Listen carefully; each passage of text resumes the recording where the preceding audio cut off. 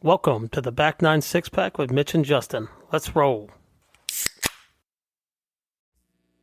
Hello, friends. Welcome to episode 137 of the Back Nine Six Pack, where we'll be doing our 2026 Masters preview show, full with an auction draft. We're going to talk a little hour golf, do some fan mail, and of course, patio beers.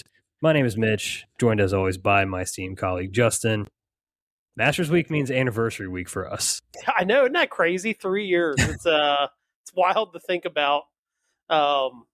If you remember the Lost episode, I do. So remember we did. Who could forget? Oh, just a brutal intro into this wild life of podcasting. So. Yeah, we were supposed to do, for those that don't know, supposed to do a Masters preview show. We recorded like an hour and a half or plus. I think we drank like 12 combined shandies during the episode in person. And your boy, not me, the boy sitting across from me, left the metronome on in his GarageBand settings. So yeah, that was unsalvageable. So our first episode wound up being a recap of the 2023 Masters. Yeah, I mean, it was. Look, we had a lot of lecture content in that one. It was a good listen, minus the constant TikTok happening. Oh gosh! But yeah, Friday, Masters Friday. Happy anniversary to us. Year 3 will be in the books. Masters Week also coincides with National Championship. Yeah, we got Michigan and UConn. It just started. The more I watch UConn, I'm convinced that they must have sacrificed a goat or something, and then made some kind of yearly promise to sacrifice a human, because literally, I don't know if you watched the games on Saturday. The shots that weren't going in for Illinois, they weren't like just like clanking. It was just like, oh, it's going to go around and it falls off. Like that just happened in this game. Literally in the first 2 minutes, I'm like, someone sold their soul. And it's got to be Jim Calhoun at this point. I mean, you think of this team has they shouldn't be here, but they are. So I don't really know what to say. I don't know. I'm with you. It's they almost got like the voodoo magic, like, you know, you think of like the Steelers, the Tomlin era, like they just won't die kind of thing, you know? Yeah, I mean, think about the last 3 years in the tournament. Okay. 4 years. Their only loss has come to, so far, the eventual national champion last year. They won the 2 previous years, and then they haven't lost this year yet. Saw Alex Caravan for UConn. He's gonna, if they win tonight, he'll finish 2 shy of Christian Leitner for wins as a starter in the NCAA tournament. Wow. Christian Leitner had 21. Now, Christian Leitner started as, Caravan didn't start as a freshman, but Leitner did, so he's got that extra 2. But I think it's wild to think that he's 18-1 as a starter in the NCAA tournament. That we just haven't seen anything like that in quite some time. No, he's like, honestly, he might be at the new top of the list of like guys that seem like they've played forever. Oh, yeah, 100%. Yeah, I cannot believe he's still on this team. Especially in this day and age. Like, a guy stays at a place for 2 years, you're like, that guy's been there forever, you know? Because guys are, like, in and out 1 year in places, and you get a guy that stays all 4, actually 5. He's a redshirt senior. 5 years at a place is just unheard of anymore. It's a man playing with boys at this point. Yeah, exactly. Jeez. Well, I personally need Michigan. I had a small future bet on them. Would be nice for that to come through. But more importantly, I need to win the family bragging rights. There's a trophy on the line here. So go blue. It's me versus my sister-in-law. So we need Michigan. Hail, baby, hail. You know my stance on this, and I don't want to do this, but someone's got to stop UConn. Like, I mean, dude, you can't go 7-0 in national championship games. That is just not allowed. Like, that's not allowed. You cannot. I mean, as a Kentucky fan, since I remember, I've seen 2 losses in national title games. You cannot go 7-0 in like a 20-year stretch, 22-year stretch, or whatever it is. That can't happen. That's not allowed. It's just not allowed. Someone's got to put an end to this. Like, I mean, unfortunately for UConn, I think they kind of get lumped into the New England sports bucket of like Of course fandom. they So do. I it's mean, like, yeah, Boston's not that far away. I mean, that's yeah. So it's kind of like you guys, you've had enough. All right, we're gonna move this around a little bit. I saw. It's funny. When we were talking about that, and our guy Gunt, his brother-in-law, huge UConn fan, went to UConn, Shout out to and Wes. shout out to Wes. Um, we started talking about that, and I mentioned that they were 6-0 national title games and all this. I actually ran across a video yesterday, and this guy wrote in to pardon my take, like wrote an email into him, and he's a Boston fan who went to UConn. It might have been Wes, who knows? But anyway, it was like he's like seen like 15 championships in his life. He's 31 years old. He's Oh, seen God, dude. almost one every 2 years of his teams winning. 15. And he falls into that, this was probably a couple years ago, being that like age 32, he remembers like the first UConn national championship, right? Like, and then he's seen the other ones after that, obviously. But he was just old. He was probably like 8 or 9 years old when they won their first one with Rip Hamilton and all them. But that's insane. That is insane. That area's had that much, prosperity. Yeah. In sports. I think you just inspired me for a potential Patio Beers question. So we'll just come back to that when the time comes. Also, I'm going to get out in front of this because I can hear it coming through. Your mic is doing some weird noise stuff. So apologies if people hear that, but I think you're good now. Okay. I think I touched it. So the Masters episodes cannot be cursed like this. We can't have that happening. Just too much electric over on this side, apparently. Yeah, too much electricity for Masters Week. All right. Thank you all for listening. Please subscribe, rate, and review the show. Follow us on social media at Back96Pack. And shoot us over some fan mail. We got a couple this past week we're going to get to later in the show. But first, before we get into the masters of it all, the unmasters of us all, we played Friday, a little money game action. Your boy got in and won some money. Look at that. First round of the year. For the record, you were topping shots on the range, too, and you somehow win money in that game. It's just... Look, I texted you the night before. I was like, do I go in cold and just go play, or do I hit balls? I knew I had to get all that out first. Yeah. Also, the mats were in my head, too. I wasn't sure if I was going to hit balls, and I decided to as well. I was like...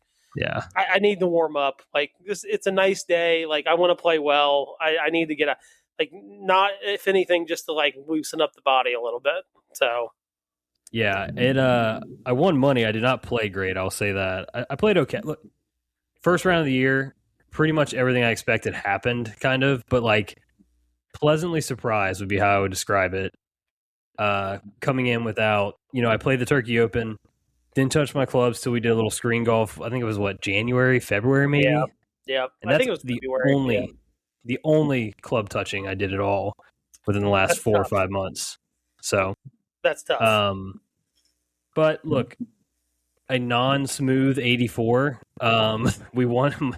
Me and my boy Forrest won the back nine. That was huge. I somehow snuck out 2 skins. It must have been pop holes. Because I did make a couple birdies Which is just in ridiculous, by the way. Just for absolute.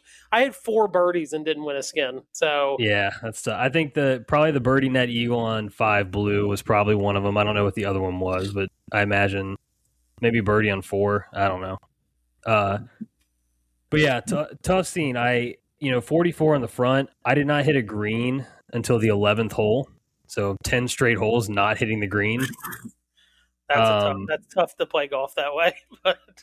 But when you have 28 putts, that is what you can get away with, right? Like, yes, 100%. The putter was electric. I made a 60-footer off the green on 8 on our front 9 for par. Like I was scrambling, dude. Driver shockingly good. Actually hit. Let's see how many. I hit 4 of the 7 fairways in the front and 3, a little less accurate on the back, but still good drives except for 1. But the way I would sum my day and kind of like what encapsulated it all, I think I told you, was our last hole, the 18th hole. Blue course, hole number 9. For those that know our course, it's not as tight as it used to be with some of the trees that came down. Yeah. But the right is, kind of sneaks in on you, but you can cut the corner a lot if you can do it right. I had kind of like a Healy nasty cut. They went out there, had to take a drop, top to 7 wood, but still got up to like pitching wedge range. Airmailed the green by like 10, 15 yards. Chipped in from back there, which is absolute jail, mind you. Oh, especially with that pin. Yeah, that pin. I was in that like grass bunker area, kind of that down slope of it, and just like hit the perfect like nippy wedge. It's just one check and then just like slowly rolled in like a putt. That pin was like diabolical. Yeah, absolutely diabolical. Middle of the green on like the hill. Yeah, it was absurd that I made that shot. So yeah, just an absolute roller coaster of a day, of a round. It was all over the map. But for the record, we found out that Chip won you guys the back 9. It did. Yeah, we won by 1 shot, and that saved the day for us, I suppose. Oh, gosh. So, how was your round? I didn't really get to talk to you much about it. I told you, I said, just stuff that I was just making mistakes that, and give it 2 more weeks, like, not going to be doing it. Like, just hitting it over greens that I have no business hitting it over, right? Like, just in turning into doubles, right? Like, it was windy. You get in the wrong spots on Friday, and I just think I made 2 doubles and then kind of just let it snowball on me. But I did play better on the back. I had 3 birdies on the back, ended up shooting even par. But again, like a lot of bogeys, just stupid bogeys. So I played okay. I hit the ball a lot better than the score showed for sure. But yeah, I want to get back in a rhythm here so we can kind of start working out those like those stupid mistakes that, like I said, in a couple weeks probably won't be happening. Yeah, I already had the golf bug just like trying to wait for this weather to break and get back out there. And now that I've played, it's like consumed me. I think I've thought about it every hour on the hour since we finished on Friday. It's just I can't stop thinking about the next time I can get out and play. So, yeah, good luck running it this Friday. I won't be there with you, but you got big shoes to fill. I'm taking it over for a couple weeks here. We'll see how that goes. Already off to a rough start. Forgot to text people. I didn't text people till today. That's all right. We'll figure it out. Yeah, those guys won't give you any shit. I'm sure you'll be fine. No. All right, I think that's probably enough of us. Actually, you know what? Last thing, when does league start? I haven't even. It's got to be soon. May 5th, 6th. Hold on. Oh, perfect. So I get to run the half, and then we're right into the league season. That's what we like to hear. May 6th. Beautiful. Do I need to sign up for that, or am I going to get an email? Yeah, I think you need to sign up for it. Oh, great. Okay, I got some business to do at the club then. We'll take care of that. All right, I think it's time, though. We can move on to the Masters. So I came up with an idea today out of nowhere. I was like, we'll do drafts, but it's like the 2 of us, so it's like kind of like, we just end up taking like the top like 12 guys on the board, essentially. Yep. So I figured, you know what? Let's do this a little different. This will give us a way to talk about more players potentially, too. We're going to do an auction draft, so we're going to work this out live in real time. I'll share my screen. We'll have the board pulled up here. But I think the way it's going to work, we're going to go ahead. We're going to have $200 budget each. We're each going to draft 6 guys. I thought a nice wrinkle would be if we had leftover money, you could get a wild card player. Oh, okay. Yeah, so like if you get your 6 guys and you've got money left, then you get yourself a wild card player who could replace like your worst of the 6 or whatever. Cool. Yeah, so you think of it like you're starting 6. So don't save somebody you really want, but you do have that opportunity to snag somebody at the end. We'll take turns putting player up for auction, and then we can talk about them a little bit. We can place our bids if we want to bid on them. So there's a little strategery here, in terms of like who you want to put up and when, and thinking about your budget and stuff. And then I came up with like kind of an F1 style point system, similar to our one and done that we're running. So it'll be like, if your guy comes in first, you get 25 points. Second, 18. Third, 15. Fourth, 12, so on. Yeah. A made cut is worth 1 point, but you have to finish inside the top 30 to get more than 1 point, essentially. Okay, cool. So that's what we're going to go with on that. And I think, let me just pull this up. I've never shared my screen in here, but we're going to try it now. Bear with us. This is good radio. Yeah, I guess we have never done the share screen thing. No, we've not, which I'm trying to figure out now because something. Select a tab. Oh, here we go. This will work. There we go. You got me here? Yep, I got you. Yep, we're good. Okay, sweet. All right, so let's try to zoom in just a little bit, maybe. Where you at, zoom button? There you are. All right, I think you probably have the honors from our last thing that we did, probably. I think it was the NFL thing. You beat my ass, so I'll give you the board first to name any player you want to put up for bid, and you can kick us off. All right, we're going to go Bryson DeChambeau first. Oh, boy. Okay. Tell me about Bryson. I mean, other than a bad Sunday, he was right on the doorstep. Kind of dealt with some destiny stuff with Rory maybe winning last year. I like him on this course. I think he's finally figured it out. Kind of figured out how to play it and actually score. He didn't do too well after the noted par 67 out here comment, but he's kind of figured it out the last couple of years. Yeah, to follow, I've got Data Golf pulled up as well. I know nobody can see our screen, but yeah, to speak to that, before, let's see, what year was that? 2021, and backwards, his finishes T46, T34, 29, T38, T21. I think 2016 was his amateur season.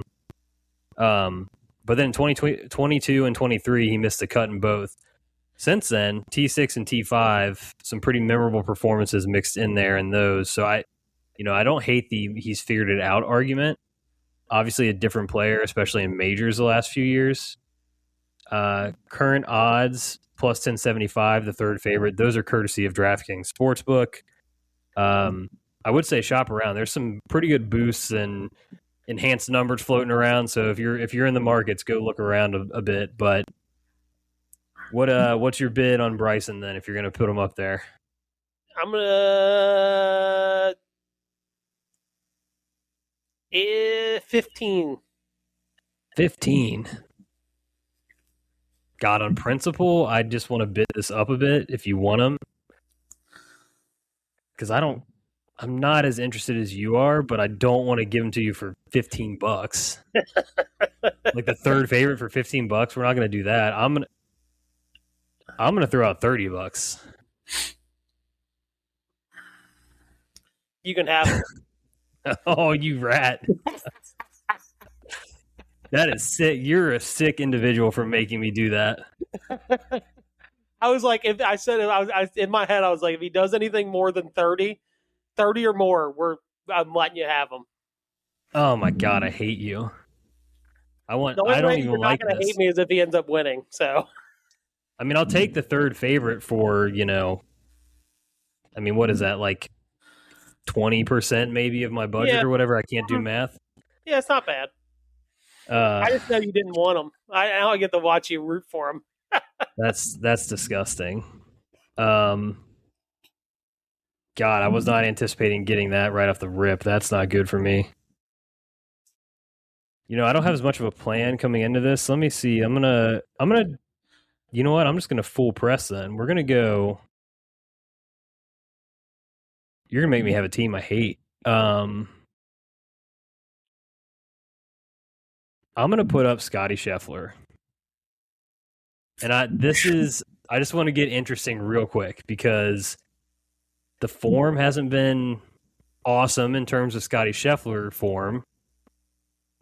We did get news his second child is now here, apparently already on the grounds of of Augusta. So, oh God, welcome to the world, kid.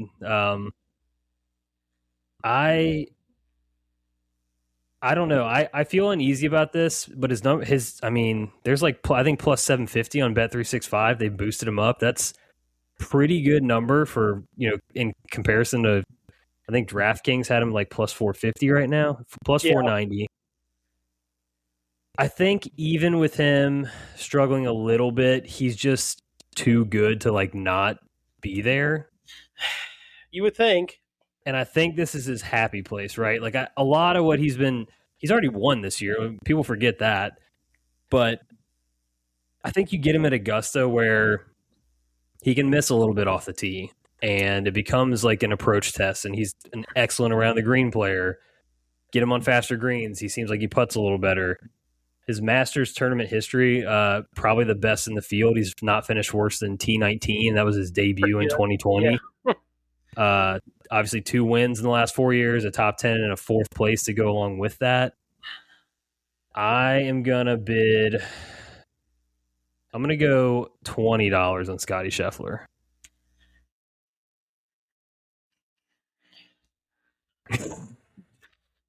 40. 40. Woo! I cannot. This sucks. I can't tie myself up into $70 on these two. I'll go 45.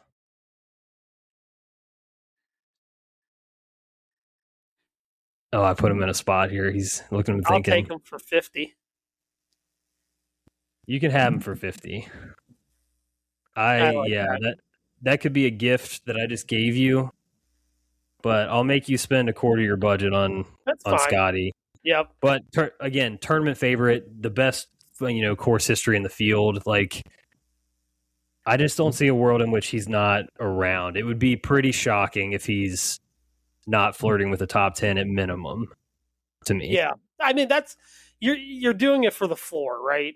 Like he might not win. That's what I think. The floor is pretty high. Yeah, obviously. I mean, he's a favorite. He's the highest floor in the field. I think if you're going to spend $50 on anybody, that's who you should do it on. All right, you're up next. Cameron Young. Oh God, I love this. I was going to bring up Cam Young early too. Ooh, formerly Scam Young. He's graduated. No longer. We don't even say Cam Young. It's Cameron. We go full name for him now. He gets his full government name. Yeah. I'm going to start the bidding out at 35. That's a good number. 1, 2, 3, 4, 5, 6. Currently the 7th best odds in the field at plus 2,300. Honestly, this might be a guy I add to the portfolio this week. Just like if you look at a lot of the trends, all the stuff about lead-in form. I thought his odds would be higher. I thought for sure he'd be up there a little higher. Yeah, I mean his run since the end of last summer through, obviously winning the Players, he's playing as good as anybody. He's got, I believe, go look at his history. I think he's got 2 top 10s. Where's Cam Young? Right here.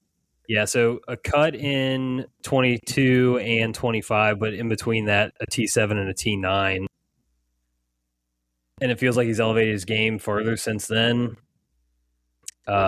Official world golf rankings, he's 3rd in the world. Data Golf has him 7th best player in the world. Yeah, I mean, 35 on Cam Young. I'm just trying to think if I don't go here, what do I get? I think for the content, I'm going to let you have Cam Young for 35. That was nice of you. Yeah, this could be a mistake on my part. Again, I've let you get Scotty Scheffler and Cam Young. It seems like things are not going well for me, but I'm gonna do that. Okay, interesting spot for me here. Big names left on the board. I'm gonna rip the Band-Aid off on this one. Somebody coming in under the radar, perhaps. Some question marks. People don't like to pick the defending champion. I'm going to put Rory McIlroy up. Okay. And we're going to go 30 on Rory. You can have him. I'm not even touching that. Too many question marks in that bag. Yeah, I see that. I get it. To me, it feels like his number's been drifting a little bit. We had the back thing, whatever. He's obviously got all the defending champion stuff going on. But to me, I think about look at the guys that have won back-to-back, and it's your Jacks, it's your Tigers. generational talents for sure. Yep. And I obviously put Rory in that bucket. I think him just getting the Augusta monkey off the back, like it's always been like if you could design a player for Augusta, it would be pretty close to Rory's profile.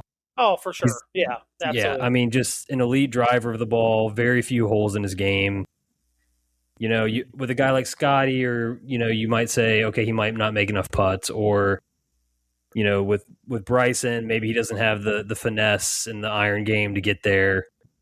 With Rory, I just feel like he can get it done so many different ways, which we saw last year with the winning with 4 doubles somehow. Like, I just think if he is indeed healthy, he's going to be in the mix. I know he's got a couple cuts and some T20 type finishes, but like his record at Augusta is littered with top 10s. So yeah. Yep. I think a course fit wise, like I'll ride with Rory here as my third guy on the squad. Sorry, second guy. Oh, let's see. I have 140 left. You've got 115 left for 4 guys. Now we can have some fun. Jon Rahm. Yeah, okay. I knew it was going to be soon. If you weren't going to do it, I was going to put him up.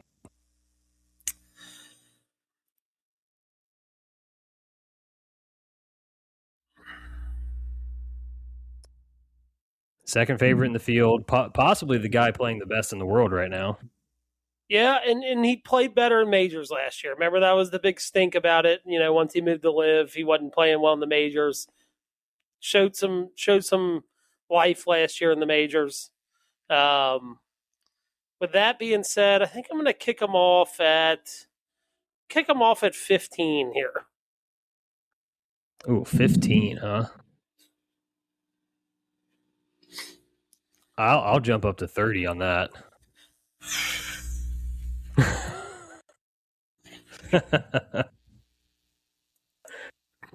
This would be my third guy. You'd have 85 left. Okay.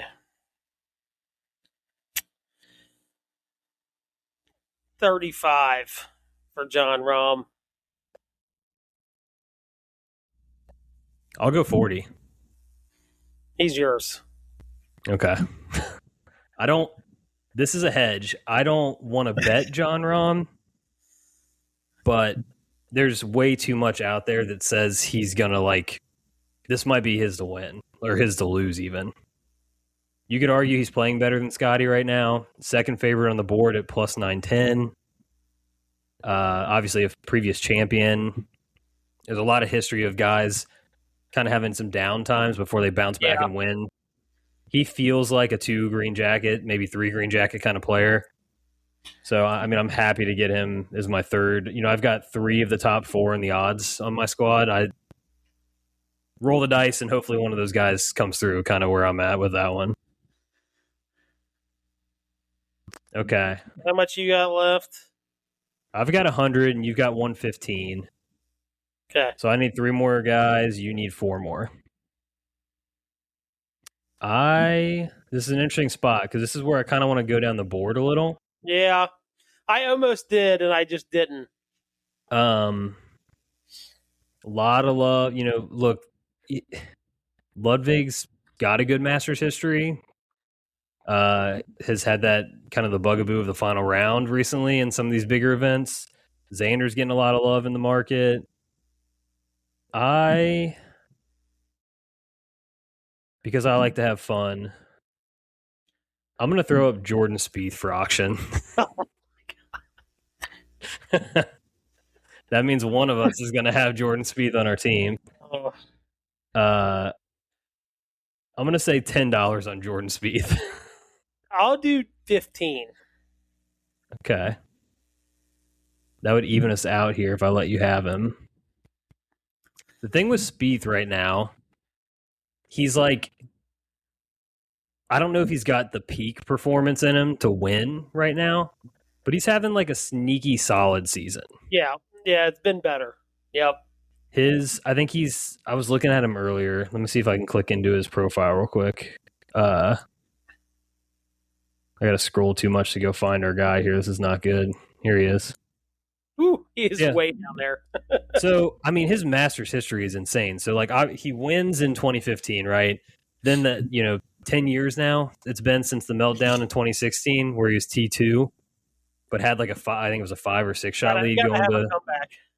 Yeah. So T2 then T11 third, T21, T46, T3, cut, T4, cut, T14. He consistently mixes here.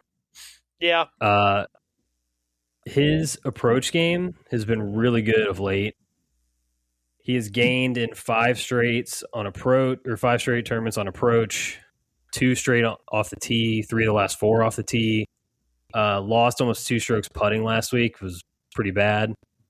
But the thing, if you look at his driving stats, he's gaining in both like distance and accuracy, at least the last 2 weeks, which is interesting. He's picking up the distance number, like he's above field average for like the last year plus. Like that's an interesting thing because you don't need to really be that accurate at Augusta. Kind of feels like he's finally healthy too. Yeah, I always worry about that because you always hear like, oh, he's healthy, he's good, he's trending, and then all of a sudden it's like, the wrist was kind of whatever, and then it's like, I don't know. Yeah. Yeah, no, I get that too. You said 15. Yep. God, he's gonna win, dude. If I let you have him for 15, he's definitely winning. But I also don't know that I want to put 20 on him.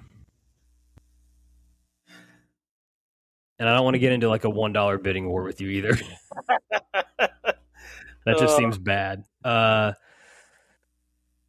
Again, for the content, I'm going to let you have him for 15. Thank God. I needed him. I needed a steal. But I was going to say, would you, if I had gone to 20, you would have let me have him probably. No, I think I would have gone to 22, I think. I would have gone up. I should have pressed. Damn it. Now I just leveled the playing field and I've got... okay.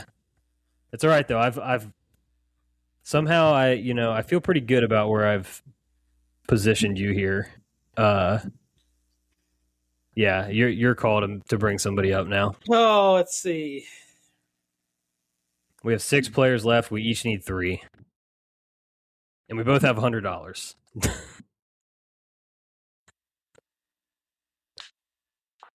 Get real fun. Let's go Justin Rose. I like it. See, we're fishing in the same ponds here. I like Rosie. What do you want to put Rosie at? I'll start him out at 15. Yeah, let's talk a little more about Rosie here. So form has really fallen off a little bit since he won at Torrey. However, the Masters is his tournament. Yeah, so like when you think of the Masters and you think of Rose, you're like, oh, he's like always in it or whatever. He does have a couple cuts the last 4 years, like of the last 4 years. But yeah, I mean, he is a top 25, top 10 machine. Yep. 2 second place finishes, which I think he might actually have 3. He has 3 runner ups now that I think about it, which is the most all time at the Masters. I think he's led the first round. How many times now? It's a couple at least. It's a lot. I don't know the exact number, but it's a lot. First round leader last week. I'll be riding that bet again this week. Just a guy that seems to show up in the big moments at this stage of his career. You said 15. I'll push Rosie. I'll go 18 on Rosie. I'll go to 20. 20 puts you at 80 and you need 2 guys left.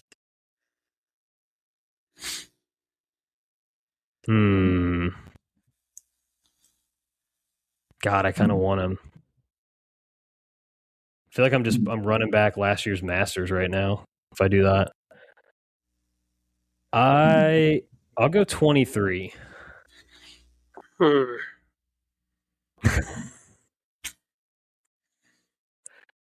This is your namesake, your fellow Justin. I do love Justin Rose too. You can have him for that. Okay. I feel like that's a fair price. Like that's not a bargain or an overpay. And he's currently, let's see, where's he at on the odds board? 35-1. Somebody I've already bet with a bigger number. I think I got him at 50 or 60. So yeah, I'm happy to have Rosie on the squad. All right, I've got how many more guys to put up for auction? 1. 5 more. There's 5 guys to go, so I think I have 3 of these to put up. All right, I got to start making some actual cool, good decisions You got here. 4 right now, right? Yeah, I have 2 slots. I need to get 2 more guys. Yep. So I have $77 for 2. You've got 100 for 3. So in a pretty good spot there. I'm going to let me take a quick look at the board. This is where it's tough. There's some big names high on the odds board still left. There are. They're still up there. So it's like, do I want to be crazy? Do I want to, look, Patrick Reed just posted a picture of him on a PJ in all black golf outfit with black cowboy boots. Seems like he's primed. God. But I don't think we're gonna do that. I don't even love this. I don't know. He hasn't had the best Masters since I think he had one really good finish, but the form is undeniable. I'm going to put Matt Fitzpatrick up for bid.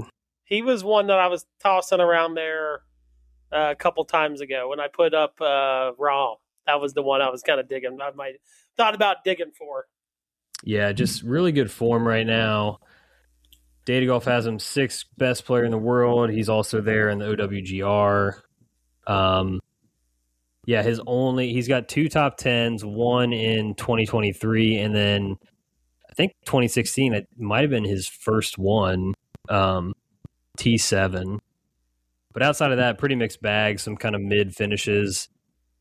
Feels like he's really elevated his game this year, though. He's playing some of the best golf on tour. I'll put him up for 15. I'll go to 20 on him. Okay. I need 2 guys. I'll go 25 on Fitzy. 27. Oh, you rat.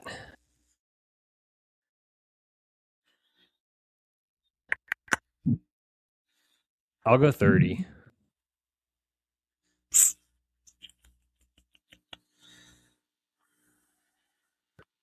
You can have him. Okay. I'll take Fitz for 30. I only need one guy. This is going to be a lot. This is a Justin show coming down to the wire. You got $100 for 3 guys. I've got 47 for 1. You are up to put someone up. Tommy Fleetwood. Yeah, I was between him and Fitz at that spot. Yep. I'll Tommy put him Ladd. for 20. Yeah, this Tommy right there with Fitz in the odds. He's plus 2,300.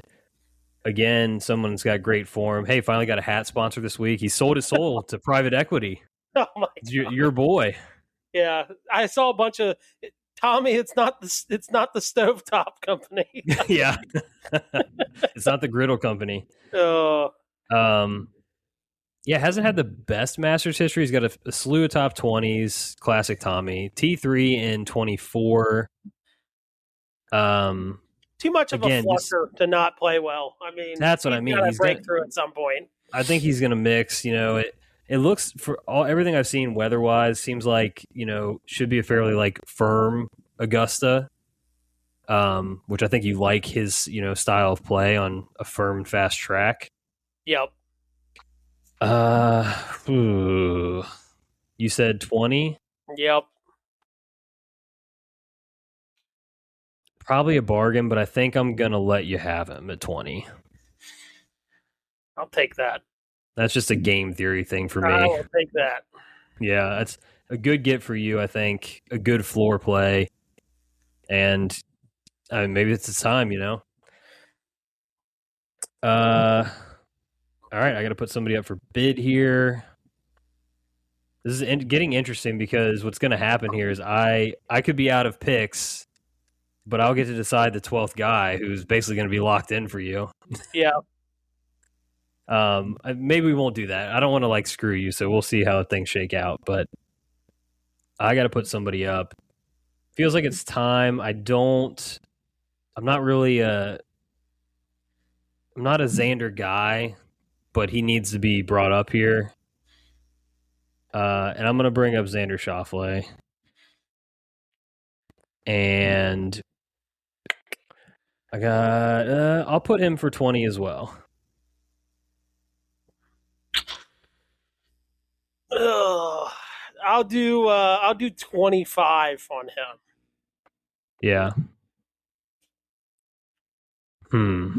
Xander's playing good golf. Data Golf has him 4th in the world, 10th in the OWGR. Kind of bounced back from his lull. But yeah, I mean, he's got 2 top 5s, 3 other top 10s at the Masters on top of this. Came second, I believe, to Tiger in 2019. Yeah. Yes, he did. Good course form, good player, good fit, playing well. I'll push to 30 on Xander.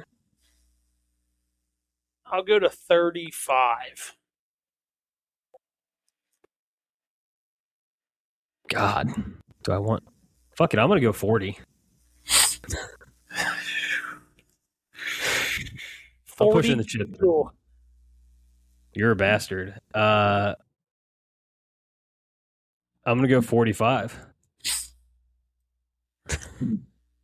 48. There you go. He's yours because I cannot afford him. I didn't really like anybody else on the. Yeah, that's what I mean. It's like I had to push in there, or else it was going to be, I'm down to one spot with the money I have. All right, we're both down to one guy. $47 for me, 32 left for you. Interesting spot for you to have to pull somebody up here. Brooks Koepka. Okay. Brooksy, this is also a guy I've bet on. Horrible week at Memorial Park, but had been flushing it. Just could not putt for most of the season. Seems like he figured that out in Florida a little bit. I don't hate it. Like I said, I've already bet on him. Just trying to catch a number. Let's see where he's at in the board now. Plus 3,700, so he's in that mid range with Rosie and Spieth and Goddard and etc. Those kind of guys. Yeah, I mean, he's too good in majors to at least not bring up. He's got to be on one of our teams. Yeah. What number did you put him at? I'm going to put him at. We'll start him out at 15. So this is where things get interesting. It's like if I want him, I can have him because I can outbid you. Yep.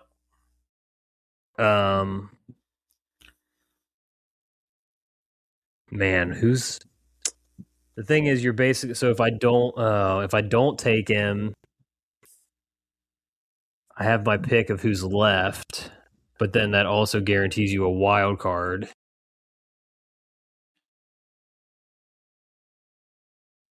Man, I think I'm just gonna have to let you have him. That's what that comes down to. All right, I'll take him. I will take him. Yeah, I don't hate it. It's just I think there's like a better or a smarter pick for me to have, and this also leaves us with wild cards on the board. Yeah.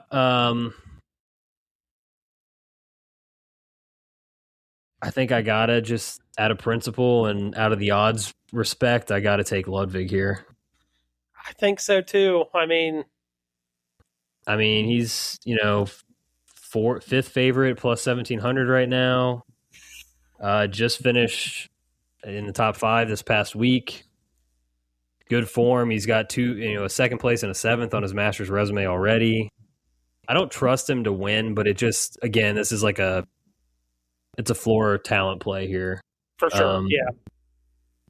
So yeah, the number that I put him at doesn't really matter. We'll go with 15 just for record's sake here. You have $17 left. I have 32 left. That means we both get a wild card pick here. You have the board to actually. You know what? I think I said the rule was whoever had more money left gets the first wild card pick. Yep. So I don't think we're going to take the same guy, if I'm being honest. I don't think so either. And I kind of had this in my mind of like who some of the guys would be. You know, I've already bet Akshay. I'm considering maybe him here. Let me see what his. You know, he's T35, T42, so not the best history yet. Seems like it would be a lot for him to like really contend at this point, although he's playing really freaking good. Obviously won at API. Yeah. I think, you know, the Colin question mark is interesting. I saw a clip of him today where he's talking about, you know, he's taking the back day by day. This is one of those where it's very clearly like he's going to drift on the odds board. He's going to be low owned in your DFS contests and things like that. And it's either going to be like the best cheap play you could make, or you're going to get burned. Because I think if he's hurt, I think he's going to try to tee it up. And then that's when you get in trouble where it could be a WD. But like there could be insane value on Colin. If I don't take him, he's going to freaking come, you know, second or win. Guaranteed. Yep. But it feels like a big risk to take. I'm down to two guys. And since you can't take two of them, I'll talk through them real quick. I really the Patrick Reed at the Masters thing just makes sense. No one wants him on the leaderboard, so he's probably going to be on the leaderboard. Kind of thing. It's 100% how it's going to go. I'm trying to. Where's he at here? Couple wins on the Euro Tour. Obviously has, you know, he left live, but like he's won. He's got 4 other top 10s in the last 6 years. On top of that, finished 3rd last year. Like something about the course, something about the way he plays. He's got it kind of figured out. So that like that's a obvious thing. The other guy I'm just considering playing good ass golf, but very combustible, and it could absolutely smoke me if I did it. Big shot Bob McIntyre. I think makes sense as a wild card. He's come T12 and T23. Played well last week, but absolutely Waffle House to 3-wood yesterday. I don't know if you were watching. I did. Needed a birdie. Needed a birdie at the last. It's a par 5. Thinking like, oh yeah, he's going to do it. We're going to have a playoff here. The hole was playing dead into the wind. It was like a 500-something yard par 5, playing 700 yards adjusted for wind. He did not make that birdie to force the playoff, unfortunately. I think I'm gonna rely on the Reed Masters form. I'm gonna take Patrick Reed as my wild card. Yeah. And that leaves you, your choice. I don't even, no thought needed on this. Give me Chris Gotterup. Yeah. Didn't really consider him or talk about him, but I think that's the right pick. Just a bomb and gouge. That's what we're going to do to this place. Feels like a guy you're going to be like, it's going to be an absolute roller coaster. There's going to be eagles. There's going to be doubles. Like it's going to be 100%. I'm fully expecting that. Yes, absolutely. But yeah. I think the good holes can outweigh the bad holes. Yeah, and he's got that kind of firepower. 2 wins this year already. Had one last year.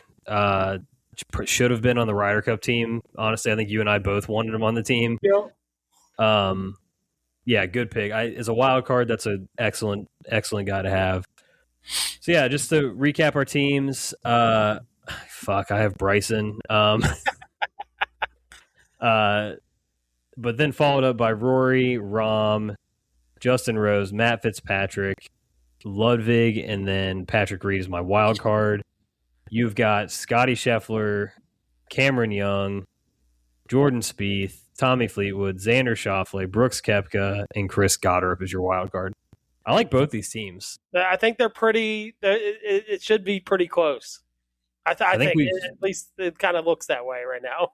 yeah, we might need to dial up some parlays based on these on I these know. teams here.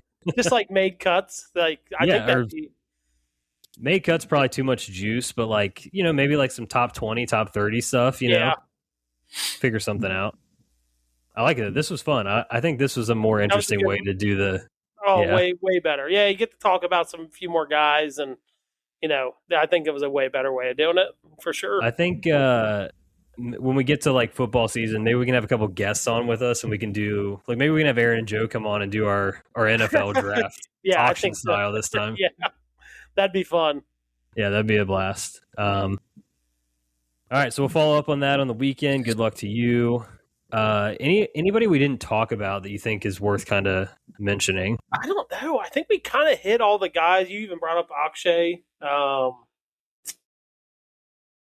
Yeah, if we look at the odds, the guys from the sort of the top ish, we didn't Hideki, which he hasn't been hitting driver that well, but like there's been a lot said already very early in this week, obviously, but about the setup and how it's going to play and it being similar to how it played in 21 when he won.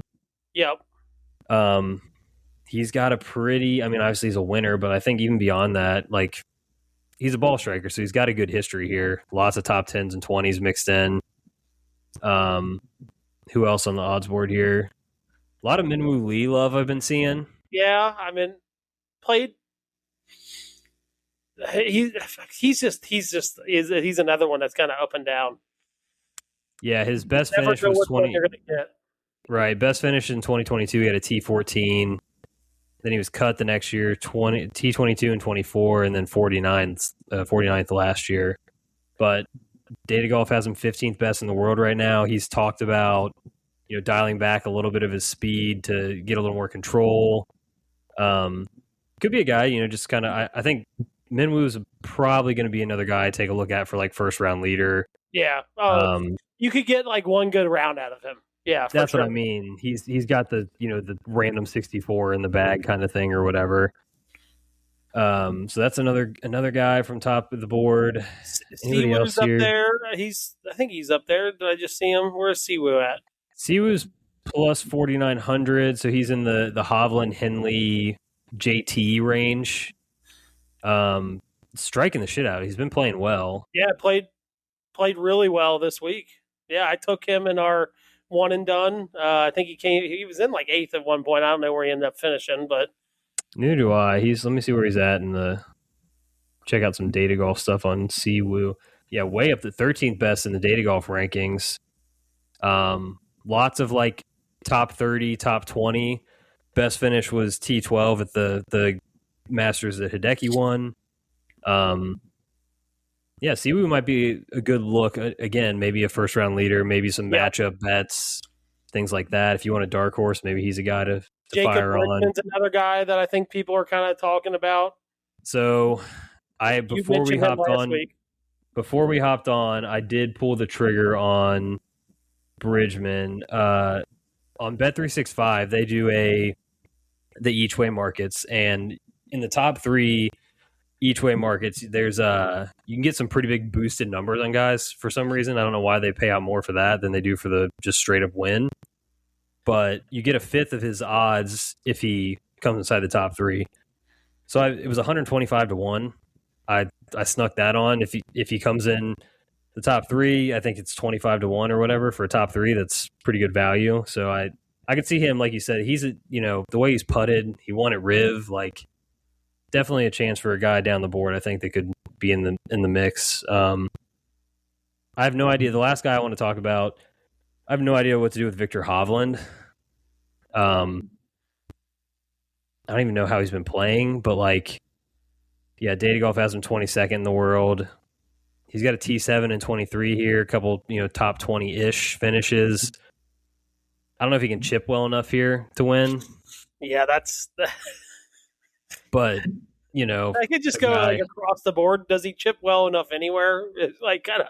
No, especially here. I don't know. He tends to pop up at you're like the Memorial or like Quail Hollow, places like that where it's like the thicker rough around the greens because it's Yeah. kind of like a hack it Not the out tight situation. lines and stuff like Yeah. that. Yeah. But yeah, I think that's got anybody down the board that has your eye. Not really. I mean, you got last year's U.S. Open champion down there pretty far, and winner this, you know, this Yeah. week. So that's a little surprising for him to be that far down. I just don't think it's a great course fit. That might be part of it, but Yeah. Not as long as some other guys. Really, JJ Spahn, who you're talking about, yeah, struggled with the putter until this past week. Said it was more of a mental thing for him, and he's gone back to kind of what got him where he was last year. So could be a guy that could pop up. Would surprise me with a win for sure. Last guy I guess I'll mention, kind of in that Jacob Bridgen bucket. I also bet Nikolai Højgaard with that top three each way. It was like 110, I think, to 1 or something like that. that's pretty good. That's for sure a first round leader bet for me. He tends to start hot and kind of crumble, but last year I think he was in one of the final groups. I think he was. Yeah, like him and Ludwig were kind of like right there for a while. Yep. You know what? That was 2 years ago. Sorry, last year he missed a cut. That was. I was gonna say. I don't think it was last year. It was the year before. Yep. Yeah, 2024. I think him and Ludwig were right there, and he kind of had a rough Sunday to finish T16. But he's played well this year. Doesn't have anything to show for it yet, but he's been playing well. So thought it was worth a flyer. All right, last two things on the Masters. One, we do this every year. Ideal final three groups on Sunday. Who do you want to see coming down the wire here?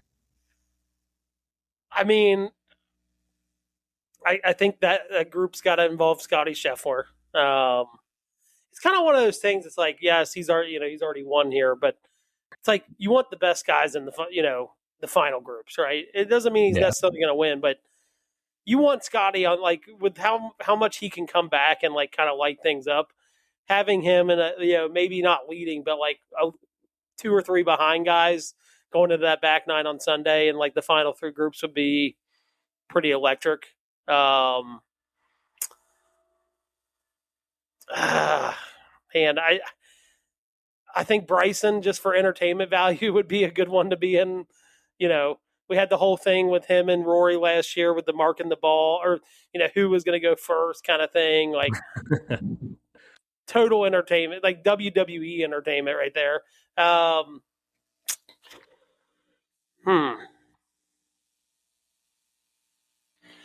can give you a couple of mine. I think a really interesting like third to last group would be kind of like what you just said, having like Scotty. I think Scotty and Rahm is like your chasers on to put like some real like third to last group. They'll have like some. Yeah, I want them in like not the second to last group, the third to last group. Like I don't want them like on the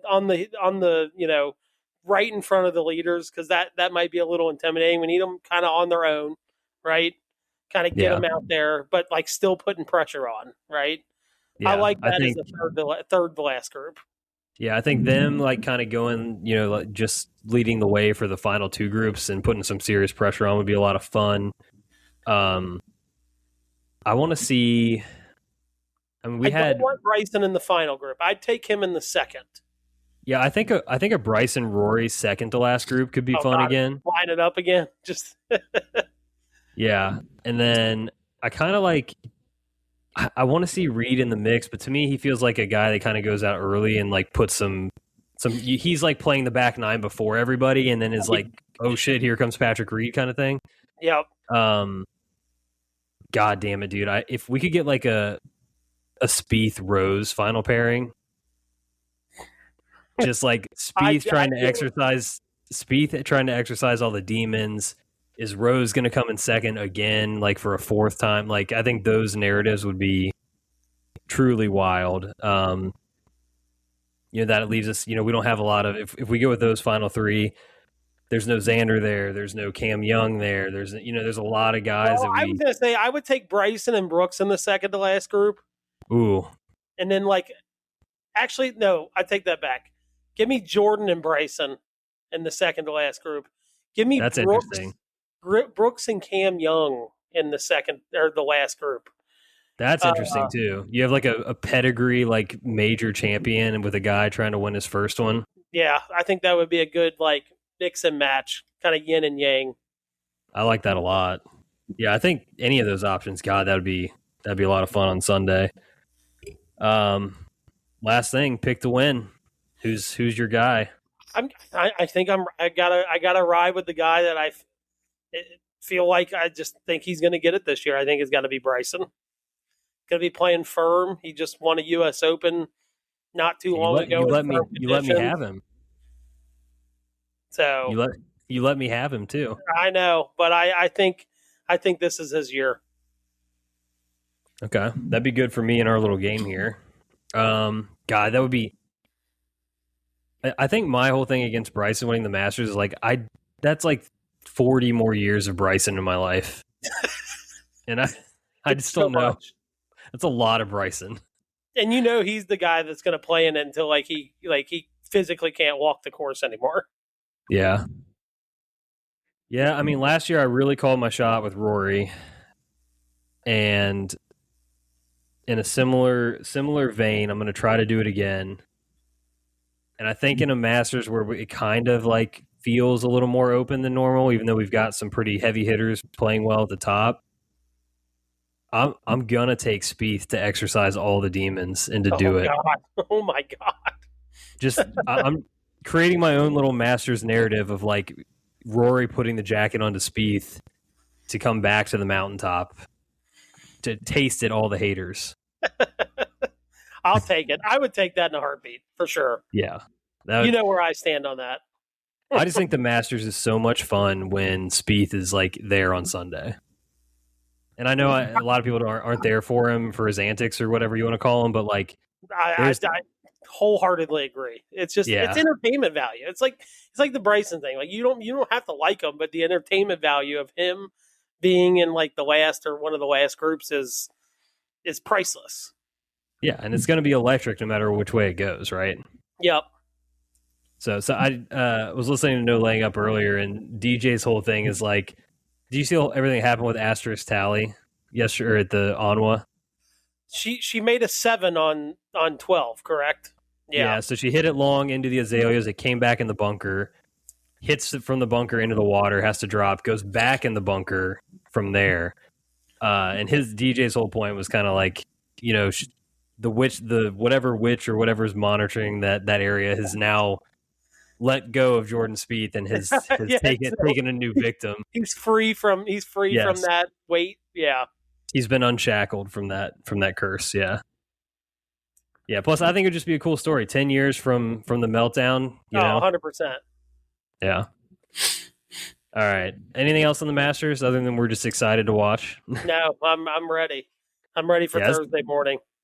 I don't say this lightly. Like this is probably my favorite single week of the year. It's like Christmas and Thanksgiving wrapped into one for me personally. Yeah, and like the weather's turning. It's just like everything's up from here, weather wise and golf wise for us. Like it's just a nice little kickoff to that. Yeah, totally agree. All right, on to some fan mail. We got a couple things real quick here. I'll start with a shout out to Hinkle who wrote in, which this is pretty funny. I didn't realize it at the time. He says it took you guys 136 podcasts, but in one segment you hated on the Cowboys, Notre Dame, and Xavier. He says I'll wait for episode 225 when you have to discuss Notre Dame as national champs and the Cowboys as Super Bowl champs. Side note: UC can't beat X. Zip them up. Yeah, I didn't realize that, maybe Hinkle and I are just like on the opposite sides of the aisles here in sports fandom. I think you might be. Yeah. Oh yeah. Yeah, that's pretty funny. I did not intentionally do that, but I'm glad that I did.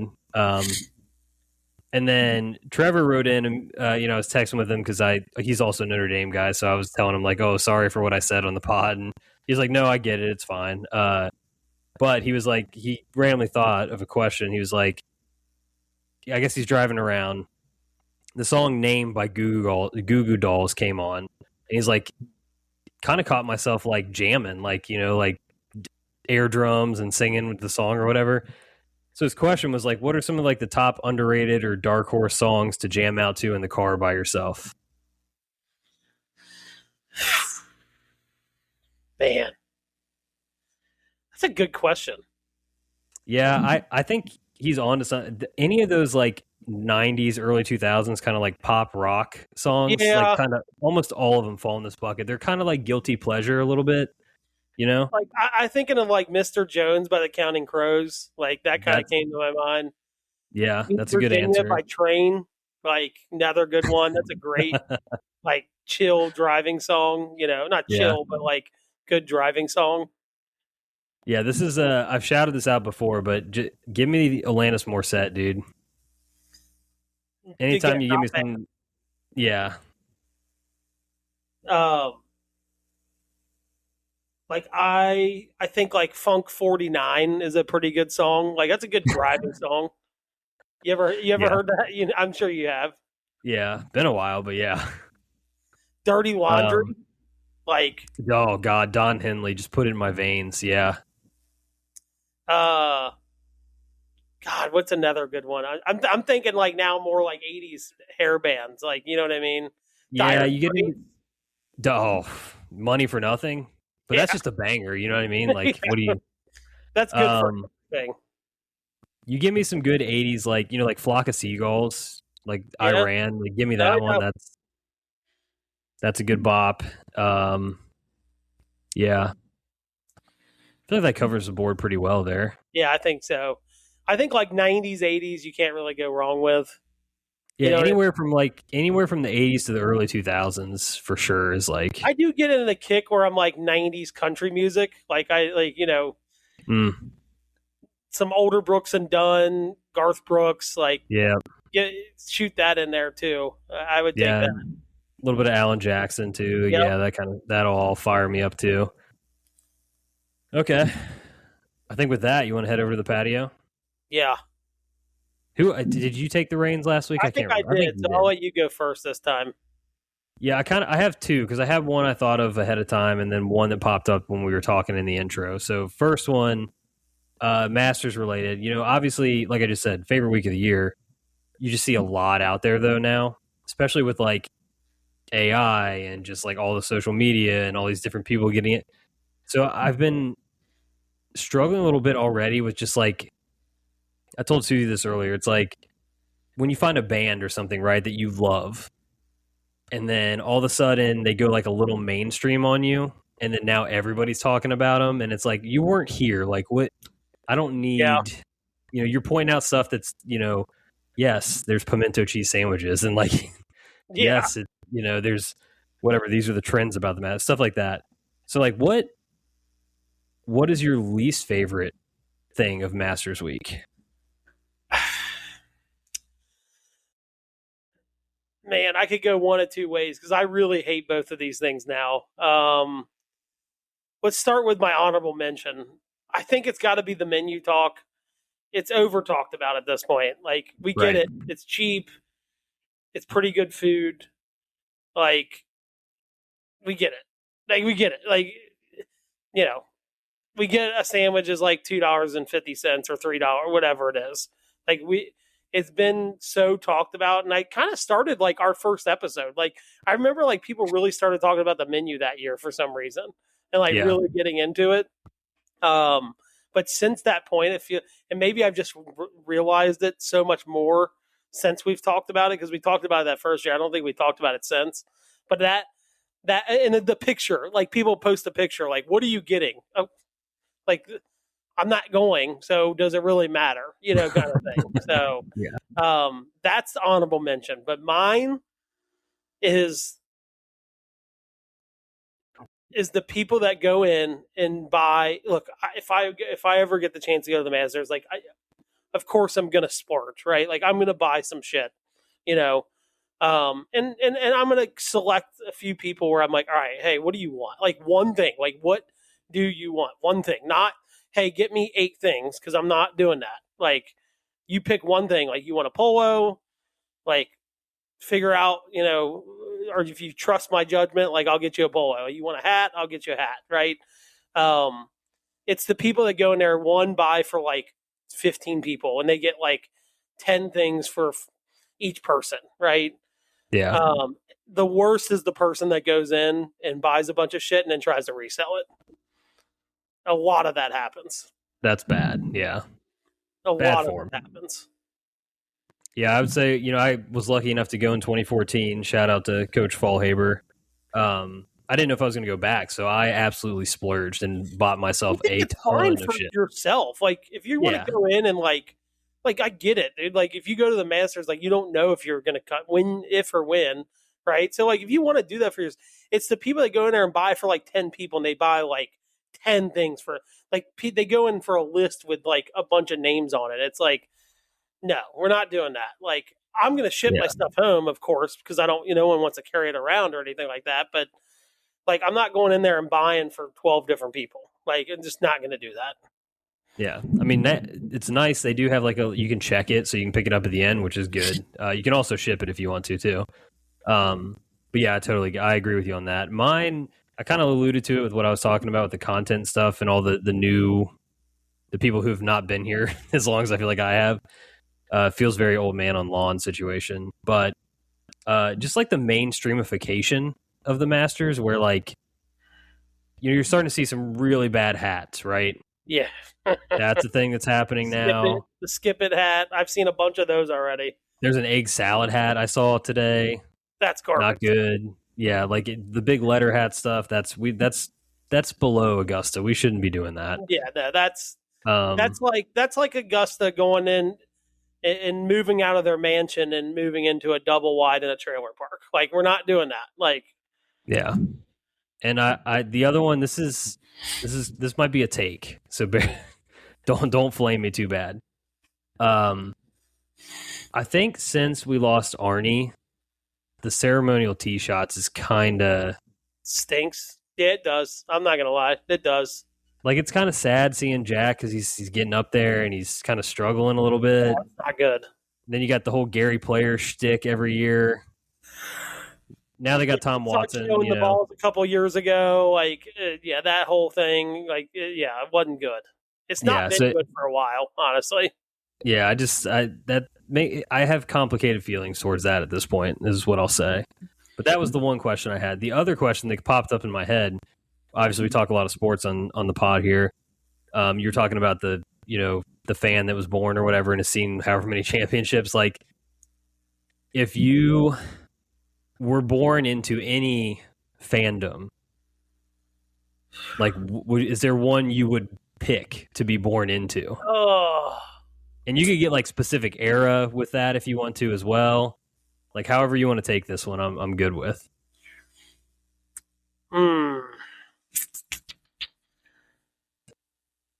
Man, that's a good question because it's almost like you might end up picking someone you absolutely hate, but you're like, I mean, they won like 8 championships, or you know what I mean, or they won 4 championships in that time.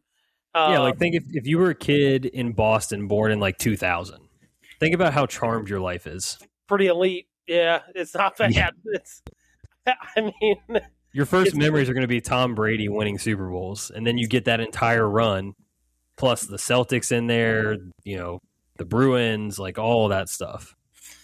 man. I think like being born into like those Boston Celtics teams, Yeah, like it with Larry Bird, like would be pretty freaking awesome, man. That team was like you like I don't know if you've ever seen Winning Time. It's about Magic Johnson, but dude, that team like was rough and tough, and they won. Like they just that's what they did. Like they just won yeah. championships. You know, I think that would be pretty cool if you're talking like a specific team. That would be pretty cool to be born into. Hmm. I hate these teams. I hate them. But I think being like a Miami Hurricane football fan back in like the Ray Lewis days, like would Would be have been pretty fun. elite. Like Michael Irvin, like those '90s, '80s, '90s Miami teams that people just hated, like just Yeah, hated them. I think being born into that and being a fan, that would be, it's kind of one of those things like your team walks off the plane and like you're not really worried about the game. Like that's just the kind of team they were. Um, no, and there you as a Miami fan in that time period would have been you would have been unbearable. on the front. Yeah, the front lines of obnoxious would have been what you would have been. Absolutely unbearable. Yeah, If I if I go to a different direction here for like baseball, look, everybody hates the Yankees. I get that. But, dude, like, Derek Jeter's super likable. Like I think those, Mariano Rivera, like, dude, those guys are, like, pretty likable guys. Like, I think that Sure. would be pretty cool to be born into that. That, like, if that's, like, your introduction to baseball, you know what I mean? Fandom, that would be pretty cool to be born into. Like, Yeah. Derek Jeter's, like, probably a top 10 athlete of our lifetime, I would guess. Like, just from, like, sheer popularity and performance and, like, just an all-around teammate. Like, I think he's probably top 10 athlete. That'd be pretty cool to have him on my team. Yeah, I was trying to think about it, and is like are there any sneaky ones that we could be like, oh, you know what, like that, I don't know, maybe I'm trying to think like a Tampa Bay, right, where it's like kind of punch above their weight. You got a couple Bucks Super Bowls. Yeah, I'm kind of naming bigger markets. Yeah.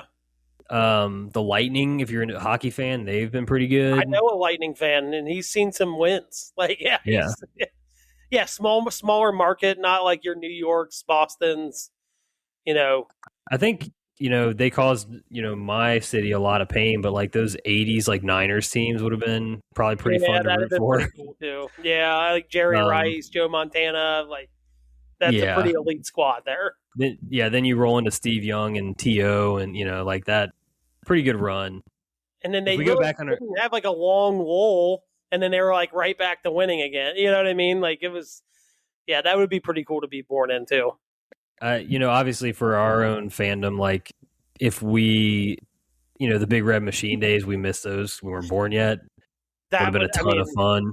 I think that kind of goes without saying. Like, it just right. Like, if you were picking like a time period, like that would have been electric. Like back-to-back World Series wins, like, you talk to a lot of people that are older than us, and like, they go most of them saw the two, right? And then they see the one in 90, they're like, oh, I'm going to see a bunch more in my lifetime. And, they haven't won since. So, yeah. I also failed to mention when I was talking Boston, obviously the Red Sox like broke their curse in that window too. Yeah. So I think that like early 2000s Boston fan, like you're born into that would have been, I mean, that's just like the gold standard, Well, I think before they won that one in 2004, like, I think if you talk to any Boston fan, they'd been like, we'll trade half of our championships for a Red Sox World Series. Right. They would have easily made that trade, like, in a heartbeat. And the way they did that one too, like, oh, yeah, man. just sick. Yeah. Absolutely sick. Those series with the Yankees, like those like 3 years in there were like just a absolute electric. Like, God. you had like you just had some characters, man. Like, you had like the goody two shoe Derek Jeter on one side, but then you had like the hard nosed like Pedro Martinez, like trying to fight old dudes, and like that whole like era right there in baseball was like, as far as like baseball series, were like pretty good. But that Boston team breaking the curse would have been something pretty cool to be born into. I mean, you get Manny Ramirez, Big Papi, Johnny Damon was a weird dude. Yeah, like, forgot about Johnny Damon. Yeah, you had a grinder like Veritek would be a guy you'd want to root for. That I think that era would. Yeah, well, you got to remember that like they had our guy Bronson Arroyo was on that team too. Like, just a Super Bowl, like super, like not the most talented guy, but just like got it done. Kind of grinder, like as a pitcher, like that was Bronson, that team was pretty likable. Like, it's also like a lot of it's like a part of it too is like it's so historic, some of the stuff those teams did, and there's like a lot of moments too, right? Like you get the Tuck rule situation with Brady, you get them coming back against the Falcons in that window. Obviously you have the heartbreak of the Giants ones, but like you get an almost undefeated season and Randy Moss is catching 20 touchdowns. Like, there's just like a lot of characters and a lot of like big moments that happen in those windows too. I'll tell you, like, we talked bad about Dallas last week, right? But like, I've seen the documentary, the night, about the 90s Dallas teams. And like, as a 10-year-old kid, I mean, I watched my brother live it, right? Like, he was a Cowboys fan. in that era, like right when he was starting to really love football. And it's like, it's pretty, you just pick a guy, right? Like, not many people like Troy Aikman, but like Emmitt Smith, super likable. Like Michael Irvin, even though he had some stuff, right? But like, he's a superstar. You know what I mean? Like in Dallas. So that kind of dovetails with on a few of those teams. So yeah, I say that dovetails sort of with the U conversation too, right? Like you're born into the U fandom. Maybe you tangentially become a Cowboys fan because of Jimmy Johnson and Michael Irvin, right? and like all that. I bet there was a lot of people like that, honestly. Right. Yeah, that's a good question. Good answer. Thank you. You inspired me. So I wanted to go golf this week, but with the Masters and all that. But so I think the coolest thing that dudes can do, like when you're just sitting around, is just pick a sport and a position, or just a sport, and name like off the wall, like show me ball player. Like you just start naming guys, right? Guys naming dudes. So we're gonna start this off. I'm not gonna do this every week, but we'll do it like once every 3 weeks. Like pick a sport and just start going. If it's a sport with like a lot of positions, like a football, we're gonna name a position, because we could sit here all day and just start naming like, kind of deep cuts as far as players go. Sure. So I'm going to start this out because I think this is the best position in football. We're going to go NFL wide receivers. Okay. So who do you got? Like deep cuts. So can't have Hall of Famers, guys that were good, but maybe not Hall of Fame worthy.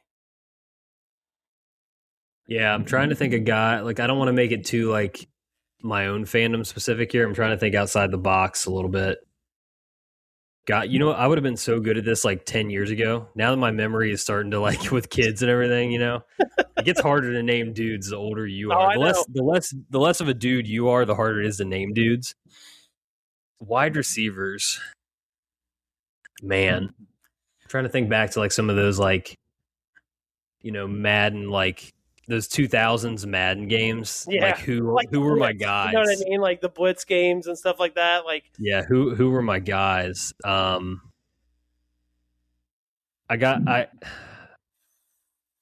Antonio Freeman. Damn, dude, he as a Packers fan, that was my guy. I always remember him for the catch he made on Monday Night Football against the Vikings, where he kind of falls to the ground and like tips it up to himself, and he's laying on the ground, gets up, runs it in for a touchdown in overtime. Loved Antonio Freeman. Loved him. Yeah, he was a dude for sure. This is biased, and I had this. And the only reason I brought this position up first because it kind of had this similar discussion. I got to go with my guy Nate Washington. Tiffin Dragon. My guy Nate Washington. Your guy Nate Washington. Tiffin Dragon. 2 Super Bowls. Crazy. Like there's not a lot of guys with 2 Super Bowls floating around. Especially coming from like a small. Actually, when he was at Tiffin, they were NAIA. They weren't even Division II yet. So that's my guy. I love him. He just wrote a book. Go check it out if you get a second. But just 2 Super Bowls, was a pretty big contributor on those teams. Like he was like wide receiver 3 on those teams, and so he wasn't like a nobody by any means. He won you some cash one time with a lot of garbage time touchdowns. So God, dude, him and Brian Hoyer electric for the Texans. Oh, that's a good one. I love Nate Washington. Someone that comes to mind who was like, I don't even think he had that long of a career, but he was like the number 2 for the Eagles for quite a bit. Freddie Mitchell. Oh my gosh, dude. Yeah. And he was like on those like Donovan McNabb teams. You know what I mean? Yeah. Like, yeah. Kind of just, they brought in some guys, but he was always just kind of there. You know what I mean? Yeah. Like a good contributor though. Like he was big parts of those offenses. That's what I mean. He was like a number 2 on some really good teams. And I don't think he like probably had that big of numbers, and he was just kind of like right situation, right time kind of guy. And he was a kind of a weird guy too, which was fun. Yeah. Oh, big time. Big time. And Fred X is such a great nickname. Oh, it is. It's so good. You know, I'm gonna you name the Packer. I'm gonna name a Bengal.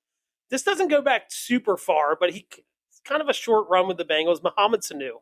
I like Mohamed. He was one of my Yeah, favorite. Not he wasn't one. He wasn't the one guy, but just made some big catches in the time in Cincinnati. Felt like he had a ceiling that could be much higher, but it never really got to that point. Then he signed a big contract. It was Atlanta, I think, is where he went right after the Bengals. yeah, Was it yeah, Atlanta? Yeah. hmm I yeah. And I he's like he's Mohamed Sanu. famous for obviously like throwing some touchdowns. Like has like almost a perfect passer rating. Yeah. Oh yeah. It's yeah, Yeah. yeah. He did. Yeah, that's correct. Yes, he has. But I always liked Mohamed Sanu. That's not too far back. That's like Andy Dalton days and for the Bengals. To shout out my Bengals a little bit, kind of since the Marvin era, they've had like some legit like wide receiver rooms, like some good like 3-4 deep. You've got Chad, TJ, Chris Henry, the AJ, Marvin Jones, Mohamed Sanu, like that trio. Then obviously, Yeah. Into the Jamar T and Tyler Boyd era, like they've always had a good little like not good little, but like just solid wide receiver rooms for the last like Yeah. 15, 20 years. Yep. A couple other guys that came to mind on this. Jacksonville, I think about Madden like 2000. It was like I had it on N64, the first Madden game I had. And you had Keenan McCardell and who was the other guy? Shit. I know who you're talking about. I cannot think of his name right now. Can't think of his name for the life of me, but that sucks that I can't remember. Somebody will get us on that. But those two guys, Mark Brunell, Fred Taylor in the backfield, like they had some dudes. And they were a lot of fun to be on Madden back then. Somebody else, a couple guys that come to mind too is Andre Reed for the Bills, which I think he probably is a little more high profile, but like because the Bills weren't very good, like yeah, he was never. Yeah, they were not good when he was there, but yeah. Well, speaking of the Bills, I don't know if it's because it's like one of the first like NFL seasons where I like really focused in on like playoffs and stuff outside the Packers, but Kevin Dyson. Yeah, ran back. He's had the miracle in Tennessee miracle. It's so funny you said that because I initially thought of obviously the show on turf with the Rams is who they played against, and they had Isaac Bruce and Torrey Holt and those guys. But on the other side of that was Kevin Dyson. Is he the guy that had the stretch at the end of the game? Yeah, and just didn't get there. Yeah, so big year for him there. Running back that kick, and then essentially the Super Bowl losing catch that was so close. I mean, I don't know if we've ever had outside of a game winning field goal. I don't know if we've ever had at least in our lifetime where a Super Bowl has come down to times running out, guys reaching the ball behind his head to get to the goal line. Yeah, that's a very a really good Super Bowl moment for sure. Really I think of the Broncos with McCaffrey and Rod Smith, that was a good little duo. Oh yeah. Somebody that's probably a little more two guys that are more high profile, but were lightning in a bottle dudes out of nowhere. Miles Austin for the Cowboys had a really nice run out of nowhere. He did have a little bit of a run there. Yeah.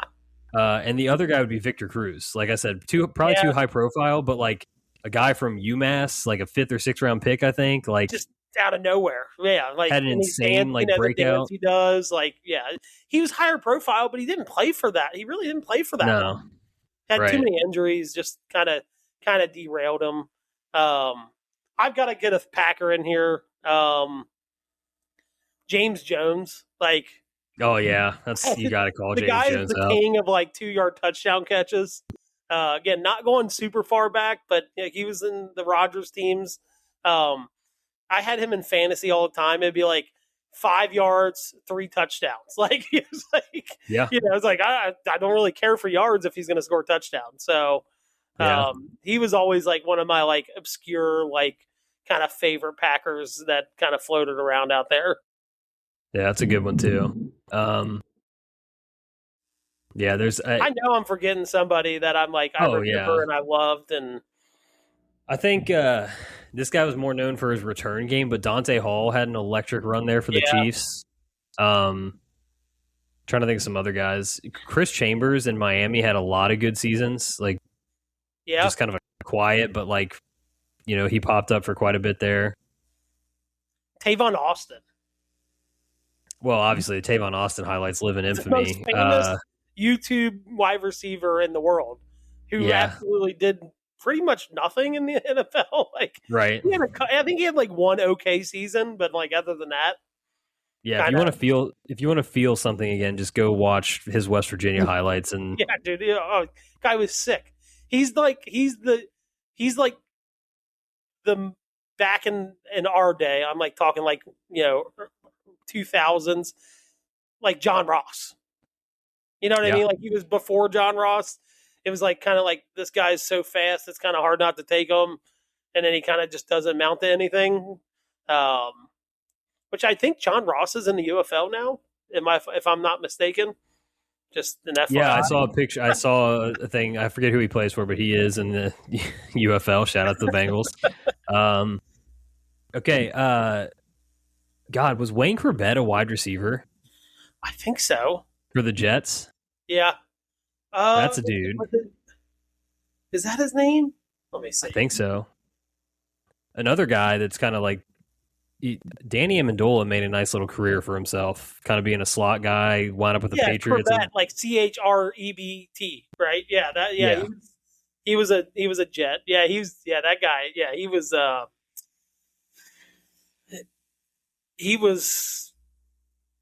good though. Like he was. That's what I mean. Just a good role wide receiver. Like right. Just go out there and get it for us a couple games a year, kind of thing. Yeah.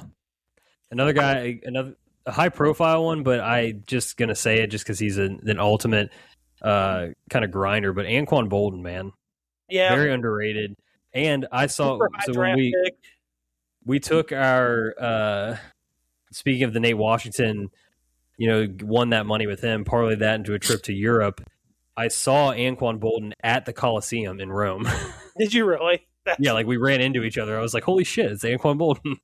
Oh my god, dude! I'm forgetting when you said that. It kind of jolted my memory. Like I've ran into Roy Williams before.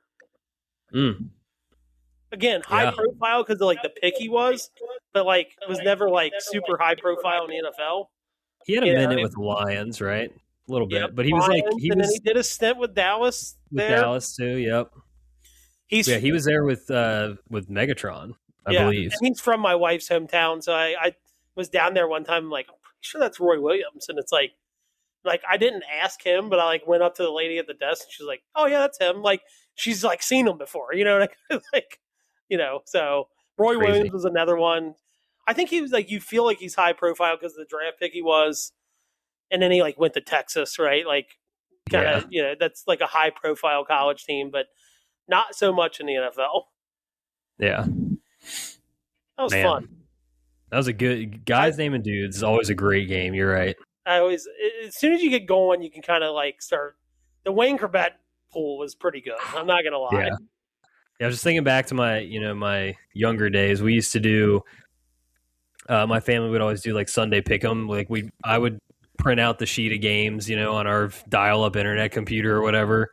And my family, we all had our color pen and we put our names next to picks or whatever for the week. And that era of just like the Andre Reeds and the Wayne Corbetts and you just like all that stuff just like came flooding back to me. Yeah. The AFC East, man. Oh. Well. All right, let's see. We're going to wrap it up. Wait, look, I think the witchcraft is worn off UConn Don't jinx it. Don't jinx it. I want that trophy. So I don't know if you saw, but Michigan did not make a three-pointer in the first half. A team that's averaging 11 three-pointers in the tournament did not make a single. That's witchcraft. That is what. Now they were still losing at halftime, but that is witchcraft. Like that, too good of a shooting team to go 0 for 9 or whatever the heck they were. I hope they get this across. They are not that in the second half though. They've made 3 in the second half already. So yeah, I just saw as we speak they've got an 11-point lead. We'll see how that turns out. But yeah, they felt like a wagon for most of the season for me. So I hope they get this one across the line. Yeah, the lock of the century felt like Michigan minus 6.5.